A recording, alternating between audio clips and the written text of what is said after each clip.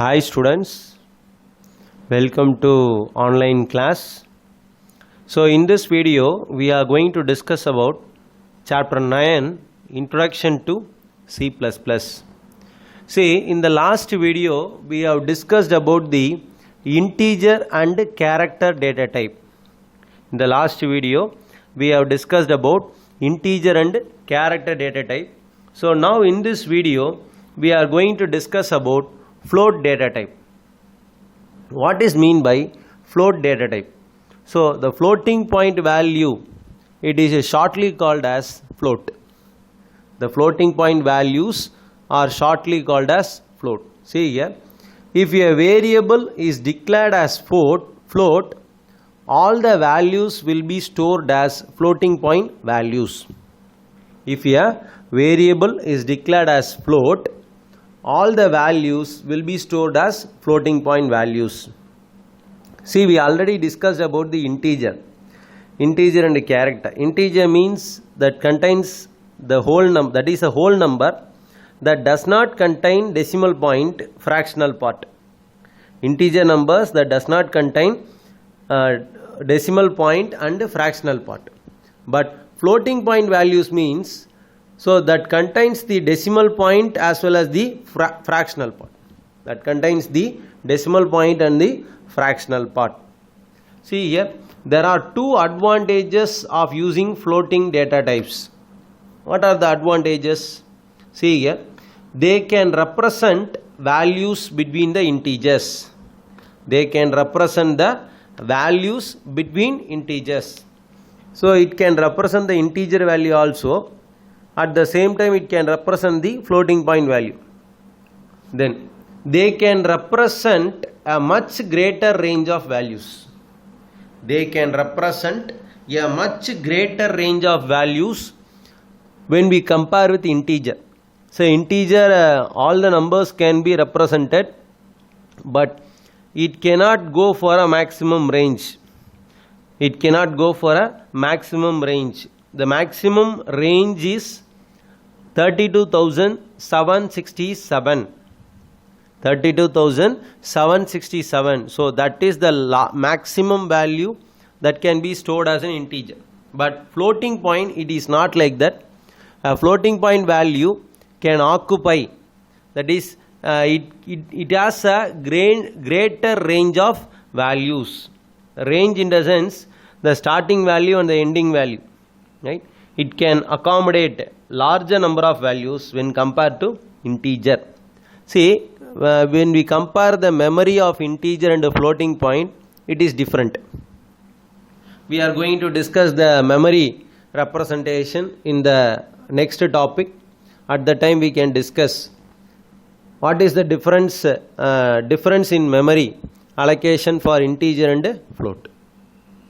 So floating point values can be stored in the float data type, and then it can represent values between the integers, and then it can occupy greater range of values, right? So that is about floating data type. See here, at the same time floating operations takes more time to execute. So that is the drawback.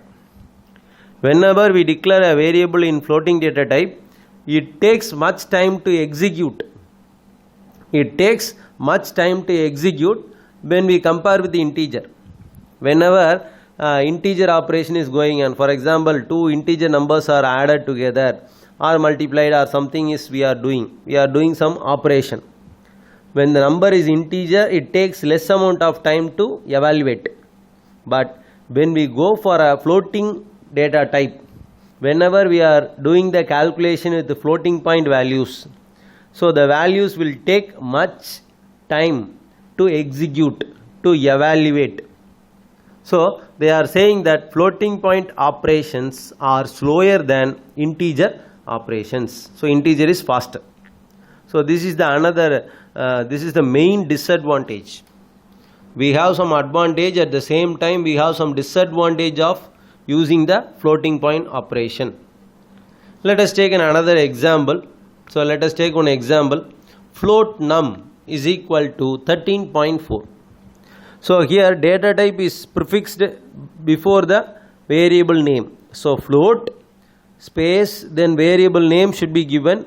So they have assigned the value. What is the value? 13.4. The value is assigned for the variable num. That belongs to which data type? Float data type. See here, in the above example, num variable is declared as floating data type, that is float type. Can you understand, students? I think you might have understood about the floating data type, float data type. Now we are going to discuss about the next data type called double. What is mean by double data type? See, this is for double precision floating point numbers. This is used for double precision floating point numbers. Sir, what is a double precision? Actually, float is a single precision floating point number. It is a single precision floating point number. For example, I can say that after the decimal point, maybe 6 or 7 digits. 6 or 7 digits can be given in the float data type. How much digits? After the decimal point, we can give 6 or 7 digits in floating data type. When we go for double data type, it is not like that. So it is the doubled. It is doubled means after the decimal point, so more than 10 digits or 12 digits, more than 10 to 12 digits. So that much of digits we can give after the decimal point. So that's why the name itself they are given double precision floating point numbers.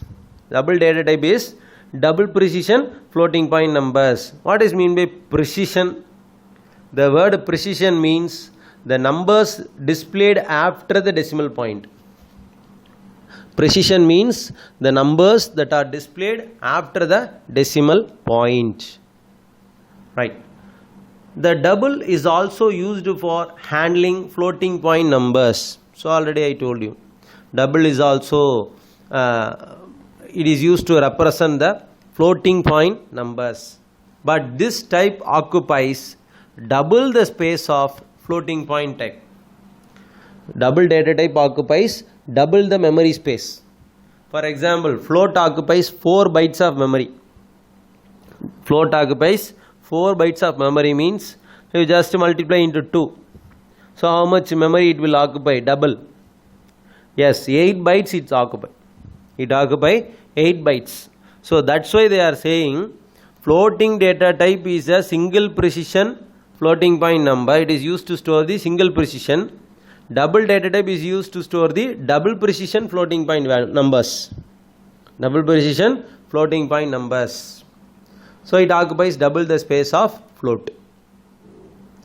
This means more fractions can be accommodated in double than in float. So that is what I told. After the decimal point, 7 digits is occupied by float means double will occupy 14 digits. Double will occupy 14 digits. So we can say that double is larger and slower than float. So that is another thing. When we compare float and double, float is smaller when we compare with double, because double occupies much amount of values, much range of values, but double is larger but slower when we compare to float. How when we compare the float with integer? Float is slower when compared to integer. So like that, double is slower when compared to float. Can you understand, students? Yes. Double is used in similar way as that of floating data type. So no changes, no differences. Simply you use, instead of float you can use double. Float num is equal to 13.4. So like that you can give double num equal to 13.4. So double is used in similar way as that of floating data type. Right. Now we are going to see the last data type in the fundamental. Actually the fundamental data type consists of 5. What are they? Integer, character, float, double and then void data type. Fundamental data type is classified into 5. What are they, students? Integer, character, float, double and then void. So now we are going to discuss about the void data type. What is mean by void data type? The literal meaning of void is empty space. What is the meaning of the void? Void means empty space. That is nothing. Empty is called as nothing. So here in C++, the void data type specifies an empty set of values. Empty set of values. So nothing is there. Nothing is there. So that is what you want to understand. So it is used as a return type for the function that do not return any value. It is used for some of the functions return type. So we can discuss those things in the later chapters. So it is used as the return type for the function that does not return any value. That does not return any value. That do not return any value. Can you understand, students? Right. Now we are going to see the memory representation of fundamental data types. So what is memory representation? See, in computer each and every variable should be declared. Each and every variable in C++, each and every variable should be declared before they are used in the program. Before using the variable, you should declare the variable. Why we want to declare the variable?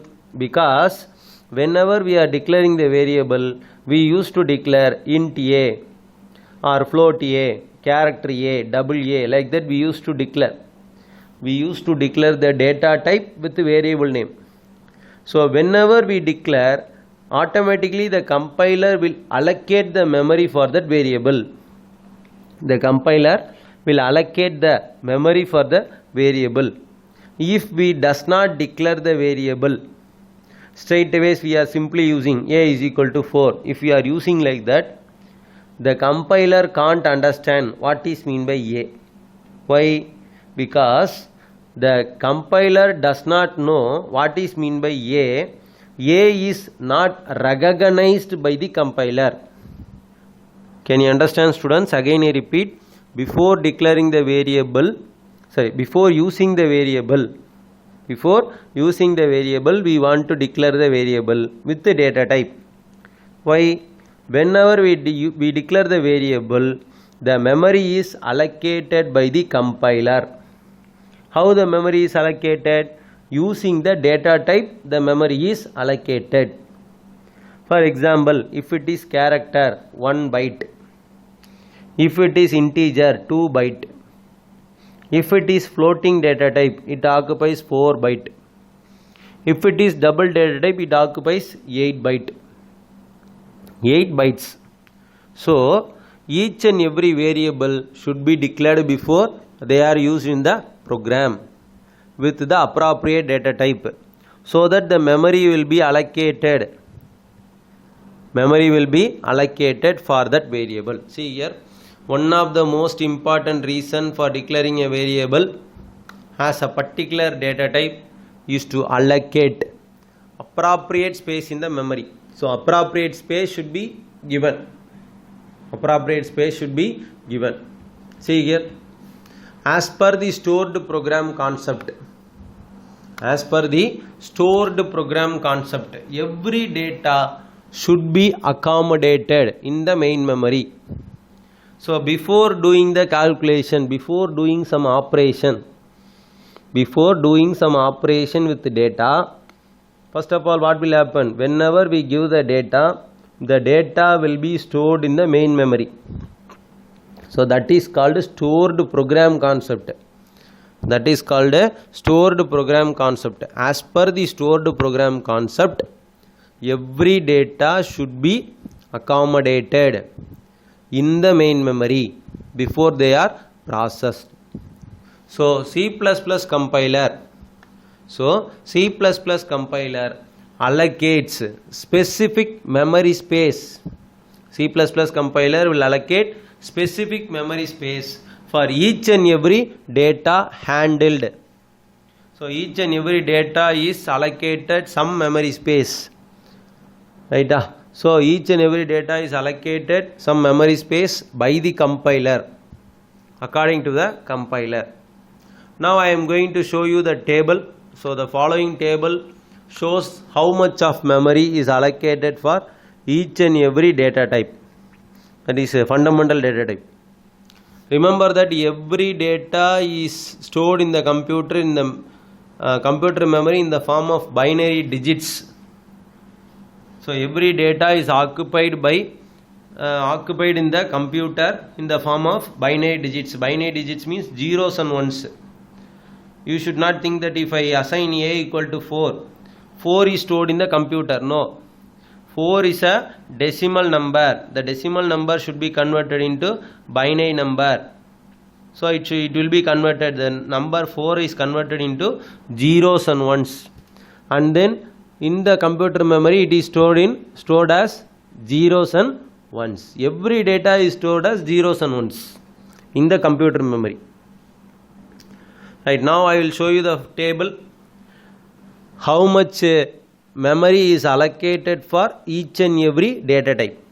How much memory is allocated for each and every data type. See here, first we will discuss about character. Character, it occupies how much byte? 1 byte. 1 byte means how many bit? 8 bits. So we already studied in the second chapter. 8 bits equal to 1 byte. So character, it occupies 1 byte. So 8 bits. What is the range? Minus 128 to plus 127. Right? So this is the range of value. You want to see this also. Then integer data type. Integer data type means it occupies 2 bytes of memory. 2 bytes means how many bits? 16 bits. So 2 into 8. 16 bits of memory. So it occupies the range of value minus 32,768. So what is the minimum value means? Minus 32,768. 2 plus. What is the maximum value I can store in integer? 32,767. So that is the maximum range. Maximum value. So like that float, it occupies 4 bytes. It occupies 4 bytes, 32 bits. Integer occupies 2 bytes, 16 bits. Float occupies 4 bytes, 32 bits. Then double occupies 8 bytes. 8 bytes means 8 into 8, 64 bits. Can you understand, students? So the range is specified here. Can you understand this video? So I think you might have understood this video. So let's end the class. So thank you, students.